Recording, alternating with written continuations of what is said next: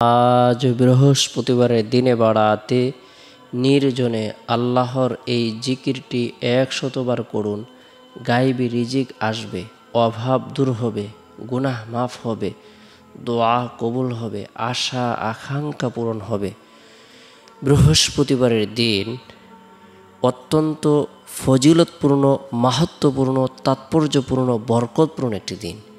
বৃহস্পতিবারের দিন আল্লাহ তাআলার পক্ষ থেকে অসংখ্য অগণিত নেয়ামত প্রদান করা হয়ে থাকে। বৃহস্পতিবারের দিন আল্লাহ তাআলা আসমানের সকল দরজা উন্মুক্ত করে দেন। আল্লাহ পাক রব্বুল আলামিন বৃহস্পতিবারের দিন শেষ হওয়ার পর যে রাত আসে, এই রাতের মধ্যে আল্লাহ পাক রব্বুল আলামিন বিশেষ করে নূর প্রদান করে থাকেন।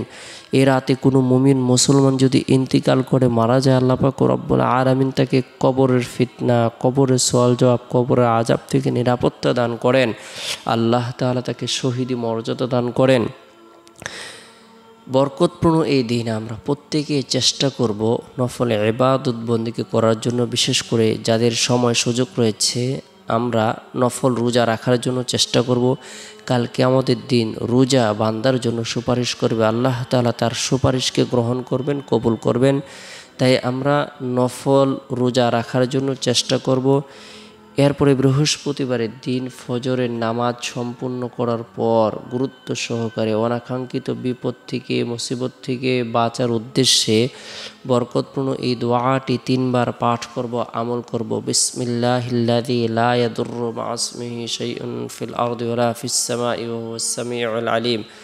বিসমিল্লাহিল্লাযী লা ইয়াদুররু মা ইসমিহি শাইউন ফিল আরদি ওয়ালা ফিস সামাই ওয়া হুয়াস সামিউল আলিম। আল্লাহ তাআলা অনাকাঙ্ক্ষিত বিপদ থেকে নিরাপত্তা দান করবেন। তাই গুরুত্ব সহকারে এই দোয়াটি 3 বার পাঠ করব, আমল করব। এরপরে বৃহস্পতিবারের দিন জোহরের নামাজ সম্পূর্ণ করার পর গুরুত্ব সহকারে এই তাসবিহটির জিকির করব আমরা 100 বার। সুবহানাল্লাহি ওয়া বিহামদিহি, সুবহানাল্লাহি ওয়া বিহামদিহি। যে ব্যক্তি সুবহানাল্লাহি ওয়া বিহামদিহি আমল করবে, আল্লাহ পাক রব্বুল আলামিন তার সমুদ্রের ফেনা পরিমাণ গুনাহকে মাফ করে দেবেন। আল্লাহ তাআলা তাকে প্রচুর পরিমাণে রিজিক প্রদান করবেন। গুরুত্ব সহকারে সুবহানাল্লাহি ওয়া বিহামদিহি 100 বার আমল করব। অবশ্যই আল্লাহর এই জিকিরটি পাঠ করার পূর্বে রাসূলুল্লাহ সাল্লাল্লাহু আলাইহি সাল্লামের প্রতি মহব্বত রেখে, ভালোবাসা রেখে 100 বার দরুদের আমল করব, 100 বার ইস্তিগফারের আমল করব। আস্তাগফিরুল্লাহ রাব্বি মিন কুল্লি যামবি ওয়া আতুবু ইলাইহি। ছোট্ট দরুদ হলো সাল্লাল্লাহু আলাইহি সাল্লাম। উত্তম দরুদ হলো দরুদ ইব্রাহিম, যে দরুদটি আমরা নামাজের মধ্যে পড়ে থাকি। চাইলে সেই দুরুদ আমল করতে পারি, অর্থাৎ 100 বার দুরুদ শরীফ, 100 বার ইস্তিগফারের আমল, 100 বার সুবহানাল্লাহি বিহামদিহি এই তাসবিহের জিকির করব। আল্লাহ পাক রব্বুল আলামিন সমুদ্রের ফেনা পরিমাণ গুনাহকে মাফ করে দেবেন। এরপরে রব্বুল আলামিনের দরবারে রিজিক বৃদ্ধির উদ্দেশ্যে, হায়াত বৃদ্ধির উদ্দেশ্যে, ধন দৌলত বৃদ্ধির উদ্দেশ্যে, পেরেশানি দূর করার উদ্দেশ্যে, গুনাহ মাফের উদ্দেশ্যে রুনাজের করব, প্রার্থনা করব, দোয়া করব। আল্লাহ তাআলা আপনার আমার দোয়াকে কবুল করবেন, পেরেশানিকে দূর করে দেবেন। এরপরে বৃহস্পতিবারের দিন শেষ হওয়ার পর যে রাত আসে, রাতটি হলো ফজিলতপূর্ণ একটি রাত। এই রাতের মধ্যে বিশেষ করে এশারের নামাজ সম্পূর্ণ করার পর গুরুত্ব সহকারে সূরাতুল মুলকের আমল করব। তাবারাকাল্লাযী বিয়াদিহিল মুলক ওয়া হুয়া আলা কুল্লি শাইইন কাদির। আল্লাহ পাক রব্বুল আলামিন আপনার আমার কবরটিকে আলোকিত করে দিবেন, কবরের সংকটকে দূর করে দিবেন, কবরটাকে প্রশস্ত করে দিবেন।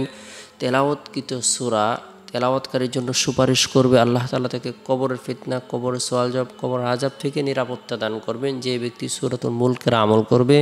তাই গুরুত্ব সহকারে সূরাতুল মুলকের আমল করব। এরপর রাতে ঘুমানোর পূর্বে আল্লাহুম্মা বিসমিকা আমুতু আহইয়া এই দোয়াটি পাঠ করে ঘুমিয়ে যাব। চেষ্টা করব রাতের 1/3 অংশে ঘুম থেকে জাগ্রত হয়ে তাহাজ্জুদের নামাজ পড়ার জন্য।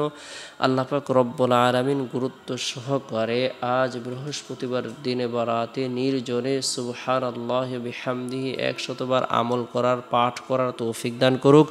সকলে ভালো থাকুন, সুস্থ থাকুন। সকলে সুস্বাস্থ্য কামনা করে শেষ করছি।